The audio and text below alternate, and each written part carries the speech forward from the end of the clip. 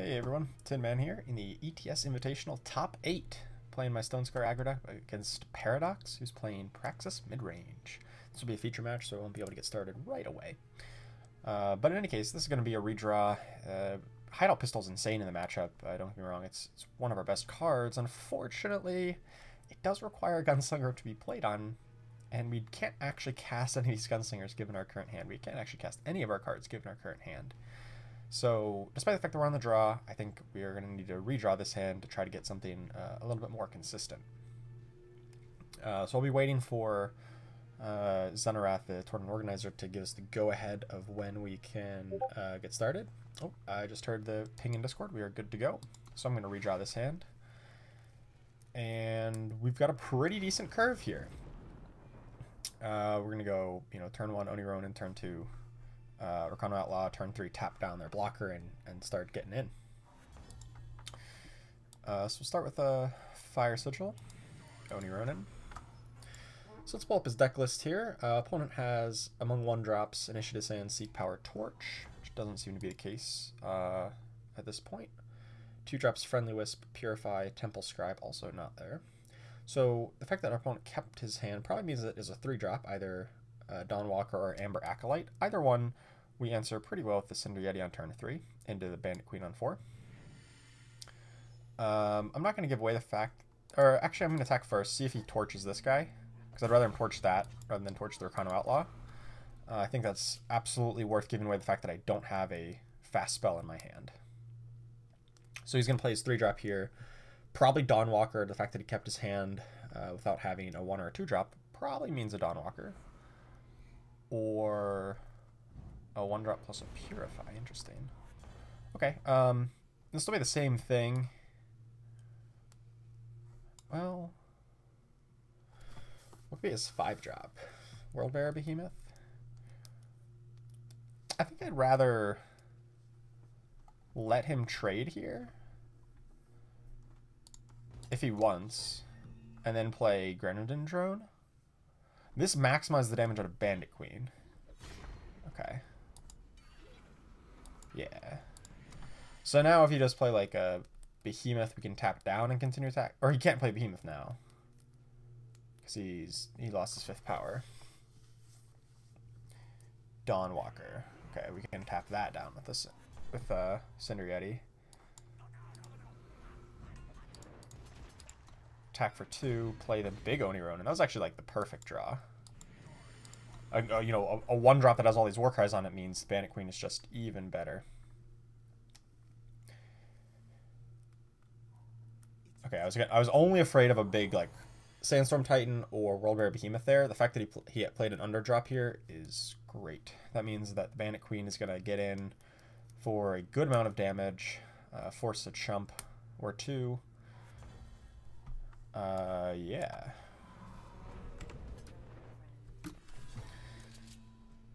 So lots of damage coming in here. Torch, no.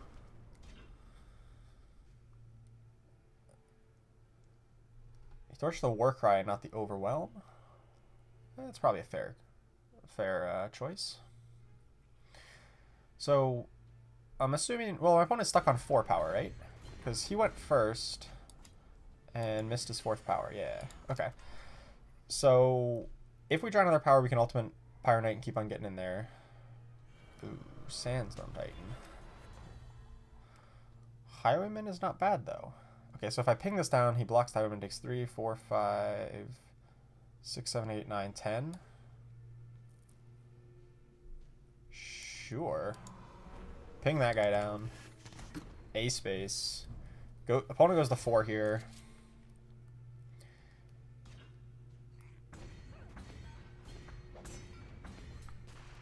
And okay, we lose a guy, but now we can just hopefully top deck something else good. We need like one more thing to guarantee a win here. Or opponent just have nothing.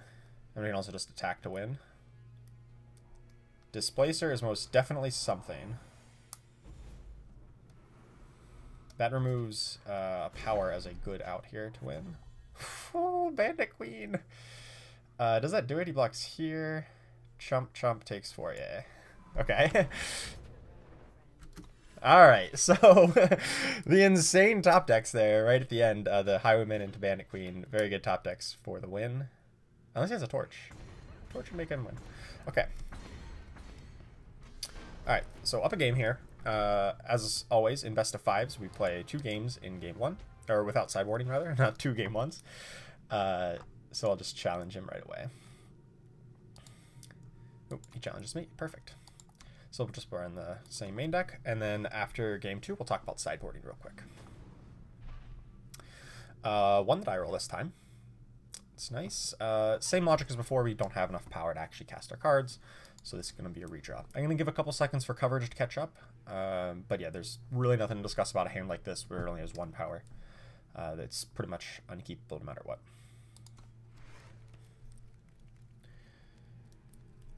This hand is not good. It's not, like, horrendous, because it has good cards in it. Cabal, Countess, and Bandit Queen are good cards in the matchup. But they're, we don't have a curve, really. We don't have early pressure, which is what we want against this kind of a mid-range deck. Scouts to the bottom. Unfortunately, these 2 Diplo Seals, neither of them are going to actually work. Or one of them is going to work. The other one will not.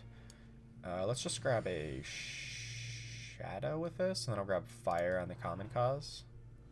I want to hold off on the Vars Favor since I don't need the power, and it has a lot of high-value targets to ping, a lot of X1s in his deck. And to that point, we're actually going to be bringing in some Tripwire Grenadins to help in this X1 kind of matchups.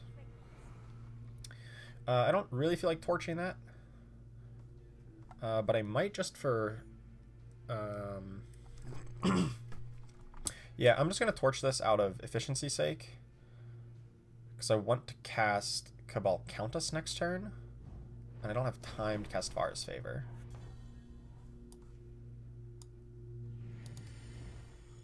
I don't want to give him the 4th power here. You see what I'm saying? That if I had to cast Vars Favor here, then I don't actually play a unit. I get more value out of it. I don't waste a premium spell, but Vars Favor is going to get me value at some point anyway, because he's got a lot of X1s. And I'd rather get the Cabal Countess out there.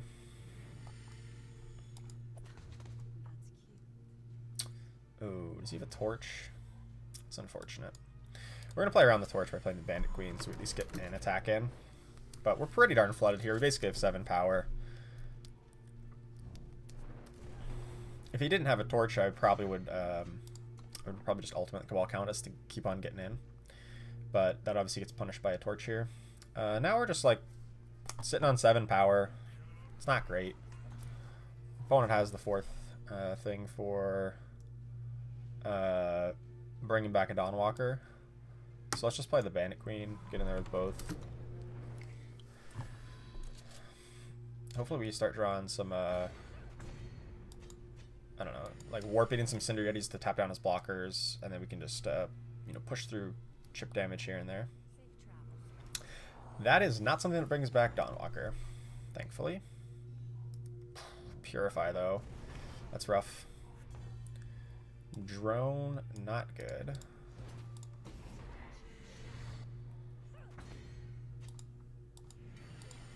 So our opponent is way too healthy, and we're running way too low on action to probably win this game. Yup.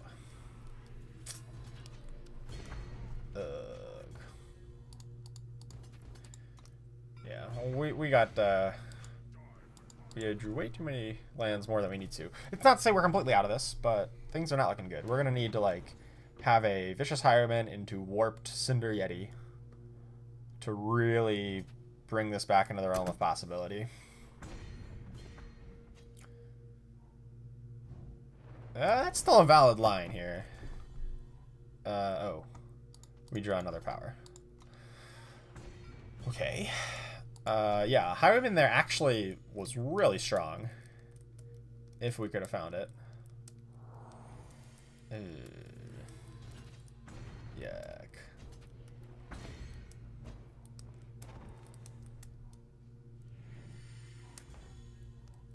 Torch keeps me alive, but not really. Do I have any war cards built up on anything? No. Alright, we're just dead here. Not actually dead, but we're gonna lose. Okay. Yeah, it was a case of definitely getting pretty flooded there. You know, like I said, in the mid game we had like 7 power, 4 in hand, 4 on board. 3 in hand, 4 on board. Anyway, so sideboarding. So since our opponent has a lot of X1s in the deck and is probably bringing in something like Grenadin Drone as well, we're going to be taking out most of our 1-drops. They're going to bring in the Grenadin Drones to counter our 1-drops. We're just going to take them out preemptively. We only left in 1 Oni Ronin because I just didn't have enough to bring in. Bringing in the 4 Annihilates, obviously, are great cards against Sandstorm Titans, Crimson Fire Mob, Warbear Behemoths, Carnosaurs, etc.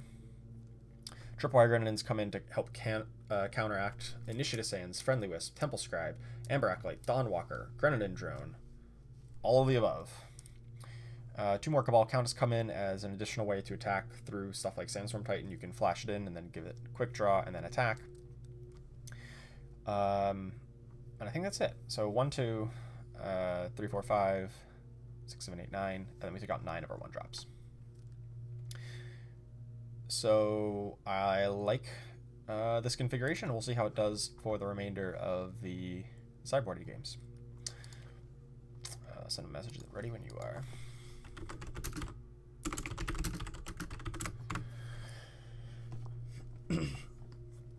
Just like in the top 16, did split the pre-board games, but you know, I think post-board in this matchup gets a little bit better for us. Opponent is just bringing in stuff like drones, maybe Scorpion Wasp, cutting out probably some of the top end things like Carnosaurs, maybe some number of Heart of the Vaults because they're just kind of too slow, and then maybe even stuff like Friendly Wisp because that doesn't do a damn thing against us. You know, it's just too slow for, doesn't block well.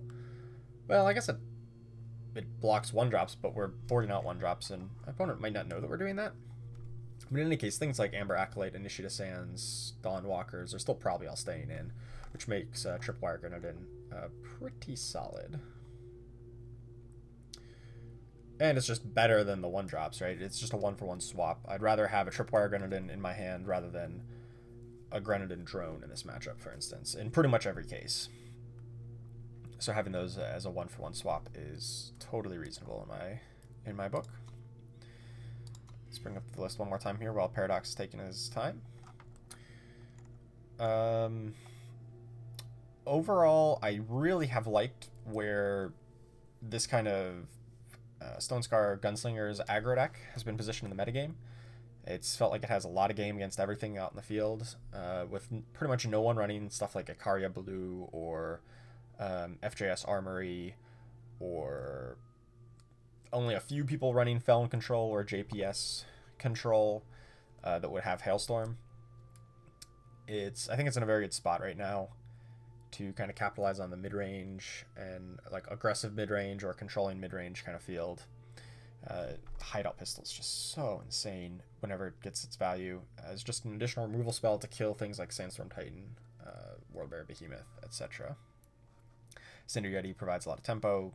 A lot of decks struggle with Champion of Chaos. Obviously, this Praxis deck has torches and stuff, but if they don't, it definitely threatens to push through the last couple points with the Deadly Overwhelm, especially when it has Warcry stacked on it. Overall, I really like where this deck is positioned in the metagame right now. So I don't know what's taking my opponent so long. Oop. Oop. There we go. Just as I say that, where's Praxis? Yep.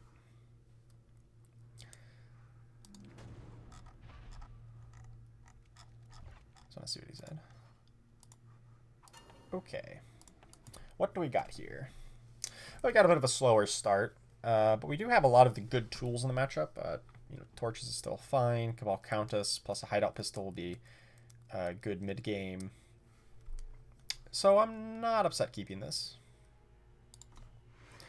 We're going to have to Diplo Seal for a Shadow, so we have double-double. But I'm going to Stonescar Banner first, and then Diplo Seal.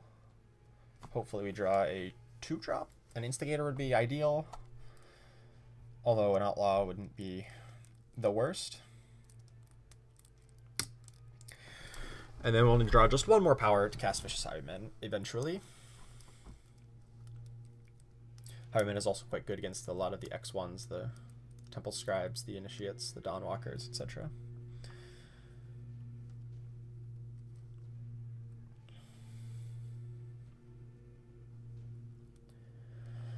Opponent's taking his time, maybe debating. Oh no, it ended up keeping. Alright, so let's just start off with Stonescar Banner. It does have the Initiate, so maybe we just torch that here. Cinderready on top, unfortunately. Can I warp that in? Just do that, grab a Shadow. Always bolt the bird. It's a magic credo. Never want to let your opponent have access to extra mana in the early game, because it, you know, having 1 mana when you only have 2 is 33% increase of mana, whereas having 1 extra mana when you have 10 mana is a 10% increase in mana. So it's much more impactful in the early game. I really don't want to, you know, hideout pistol this thing, since I can just tap down with Cinderready. So let's just do that. Get in there for 4. And then hopefully we can ping it down by drawing an extra power and playing Highwayman. Purify is not the worst. Yeah, okay. Well, I guess I can warp in this Cinderready. We've got a lot of answers, we just don't have the power to deploy them quite yet. But as soon as we do, we'll be able to start dealing with stuff like Sandstorm Titans and even bigger stuff as well. But Heart of the Vaults is still going to be a little scary. And we're going to be a touch behind on tempo since we don't have the power to deploy all of these right away. We're only going to be playing 1 card per turn, and soon our opponent's going to be playing 1 bigger card per turn. So despite the fact like it looks like we've got a lot of gas, I think we are a touch behind. But it can come up to be a touch ahead if we do draw power this next turn. Because then Highwayman helps us continue the pressure, you know? Even something like Vara's Favor wouldn't be the worst, but neither of these Cinderreadys are actually gunslingers, so putting Hideout Pistol on them is not quite as efficient as putting them on a Highwayman or Bandit Queen. Or Countess, I guess. But I wouldn't be terribly opposed to Vara's Favor. But I prefer just like Fire Sigil or Shadow Sigil. Opponent's definitely thinking hard about this one. If we just draw like another 3 or 4 drop, we probably just flash in the Cabal Countess here. Rapid Shot is actually pretty nice because it lets us attack in with both and then threaten to Rapid Shot to kill off the Titan.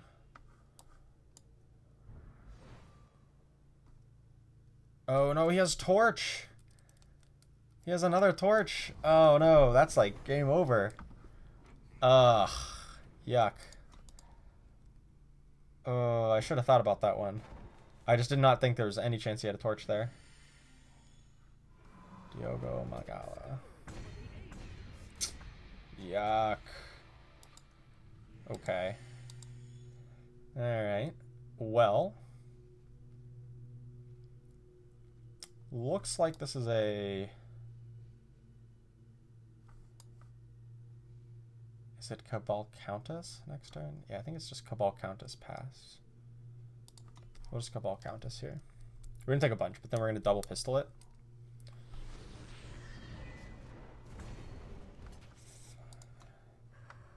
It's not great, because we're pretty damn low. But we're not dead, which is the important part.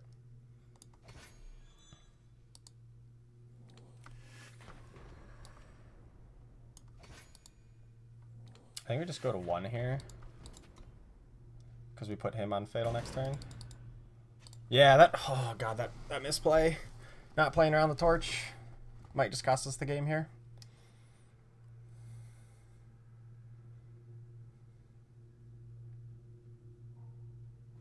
Firemaw I can beat. That's no problem.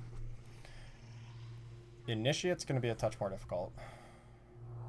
Oh, that's just game over. Never mind, I guess we do lose. Well, yeah. I can Highwayman gain 4. Oh, the not playing around torch cost us. All right. Let's get back into the proper headspace here and not fuck up like that again. I should have just not attacked and just brought in the Cabal Countess. It definitely made a lot more sense than trying to. I don't know. If he didn't have a torch, that attack was great because I just get through free damage. If he did have a torch, that was real bad. But I guess if he had a torch, my Cabal Countess play was pretty bad anyway. I don't know.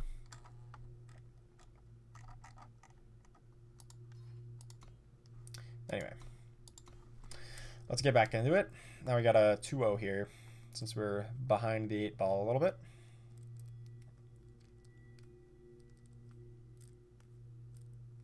That's right, this deck is definitely a deck and a matchup that we can rattle off 2 quick wins.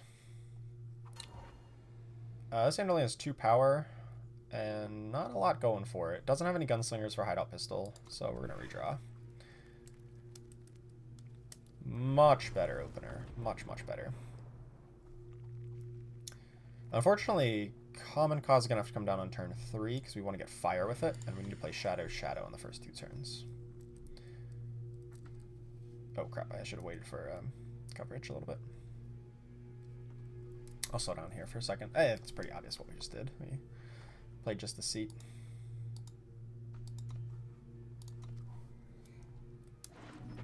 Opponent's going to scout.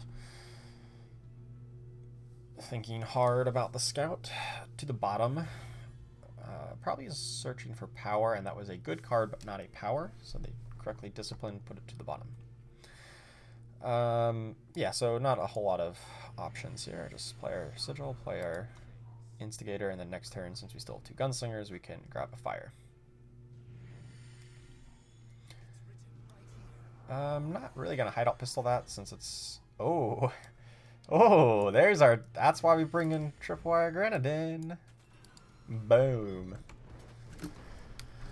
There he is, the Trippy G.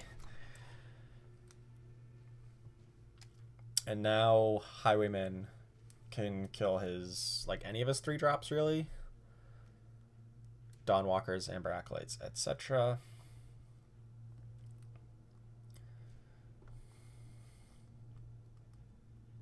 And then Hideout Pistol on the Highwayman can kill any of his 4 drops. And I think at that point, we're just going to be so far ahead of the curve. Okay, so he doesn't actually play a unit. So I think just for power efficiency, we're just going to play the Highwayman. Get in there for 6, essentially, after the ping. And then next turn, we can Recon Outlaw Hideout Pistol if he just plays a Titan or something. Or if he doesn't, he just plays a 3-drop. He does have another power, an untapped power because of the Seek power, so he can play a 4-drop if he has it. If he plays a Dawnwalker, that's going to get punished. Yeah. And that's Lifesteal coming up. We still have our removal spells. We've got plenty of attackers. We've got a Death Rattle trigger. He has essentially no way of gaining life outside of Temple Scribes, gaining 1 here and there. So things are looking pretty good. Even if you double removal spells my guy, just play 2 more Outlaws and then continue the beatdowns. So all in all, I think we're going to a game 5. As long as we don't misplay into Torch like we did last game, I gotta feel like we're in pretty good shape to win a game 5. Assuming our deck cooperates, you know?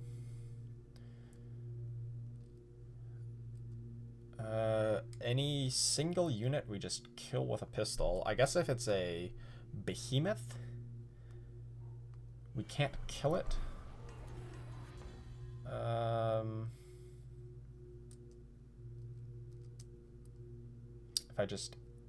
If I buff this guy, yeah, and then Ace Base. Okay, he's just dead then.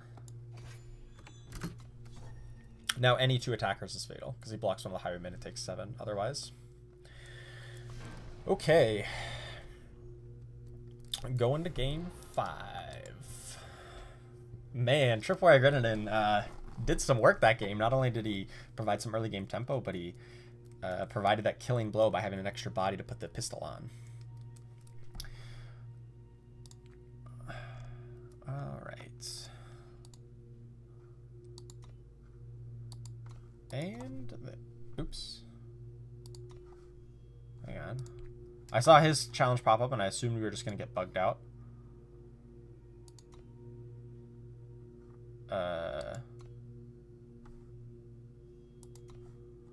Let's try this again.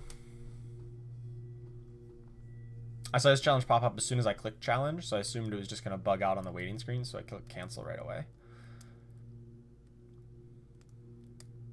Tends to happen sometimes.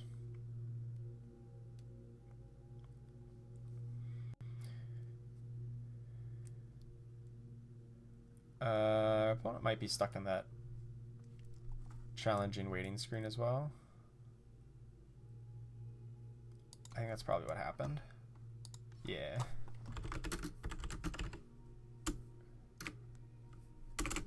Okay. Yeah, Paradox figured it out as well.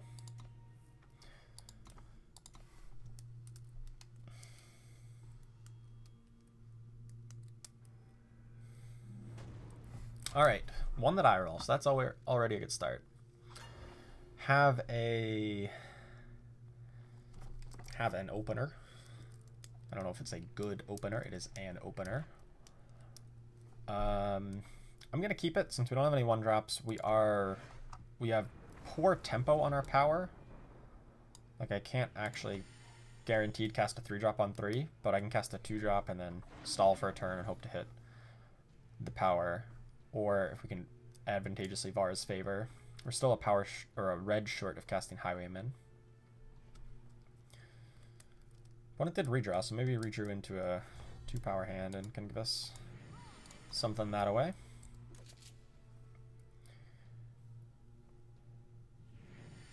Time Sigil, Purify.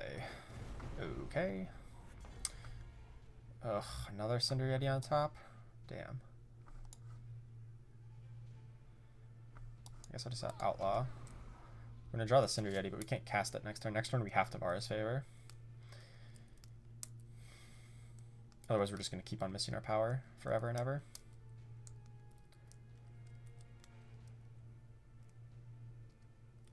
Cinder Yeti is a great card to have on top of your deck when you can cast it. But when you cannot, it just shows that, yep, your hand sucks now, and it's gonna suck next turn too. But the information is good to know, so you can properly plan and think ahead. Hopefully he just plays like an Initiate or a Friendly Wisp or a Temple Scribe. We can just get it, play our power, pass back. Seek power, please be into a Temple Scribe. Or a Friendly Wisp, even better. So much better. Alright, so Vara's favor that thing. Player Shadow. We do need fire to cast any of our 3-drop, or 4-drops rather, but we're gonna need to draw power anyway by that point.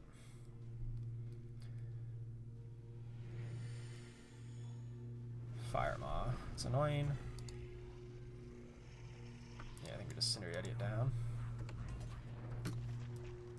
Opponent still at a very healthy life total. But if we draw power, we can start just spamming out these 4-drops, which should help get us there.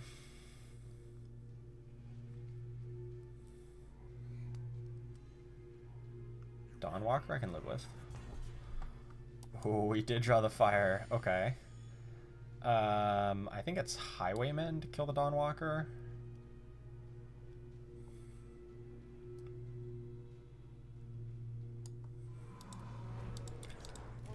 And then just attack with this one.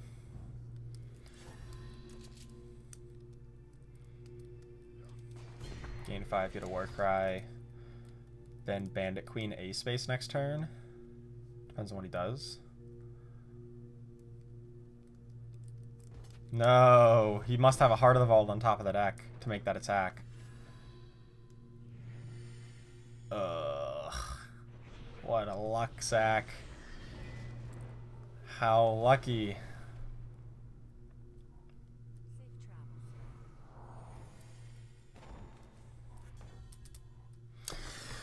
Alright, so let's see. If I Cinderetti down this thing, I attack for quite a bit. 5, 6, 7. Or I just Highwayman. Oh god, this is not great.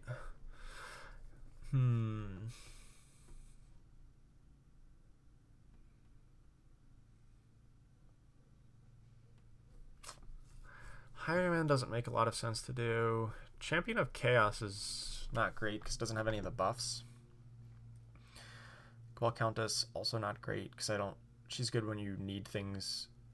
You have power but nothing to spend it on. I'm not in that situation. I don't have enough power to spend it on everything. I think we just Cinderetti. Just get there.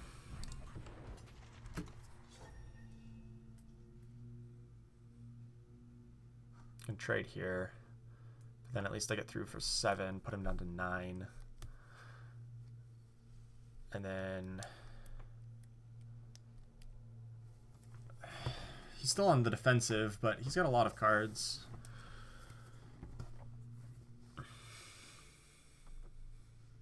If he has a torch on top of this, it's real bad. Okay, he does not, thankfully.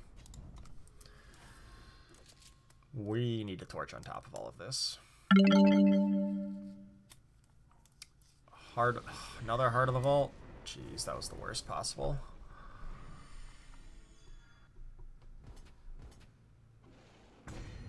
Worst possible.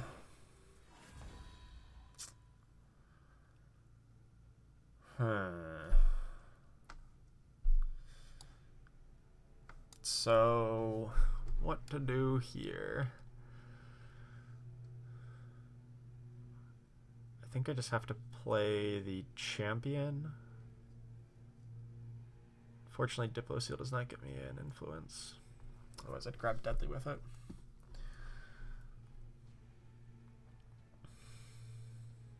And then that way I can Bandit Queen next turn for a profitable attack.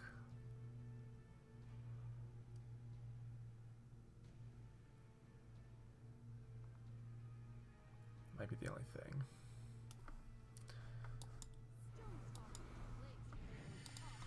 Might be our best out here.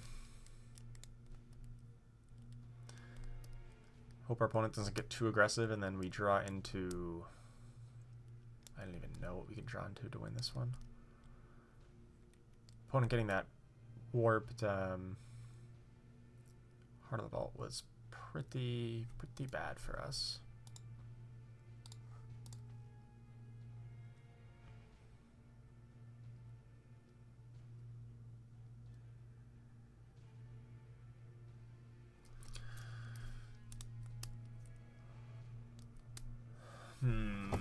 Yeah, I don't like the situation at all. We had so many 4-drops, but Heart of the Vaults shut them down so hard. Because I can attack for 4 and 5, but 6/6. It's just rough. Ideally, we could kill one of them off with a hideout pistol, and then that gives our Highwayman quick draw to attack into the other one, and lifesteal to get us some buffer.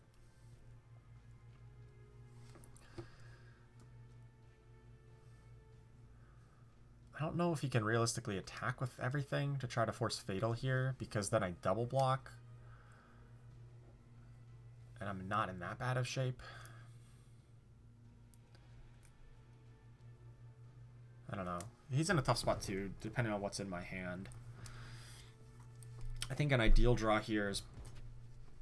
Well, okay, he does attack with everything, so I think I have to just double block a Heart of the Vault.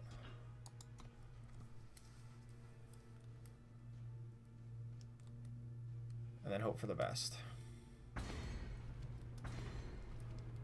Go to like 2 here.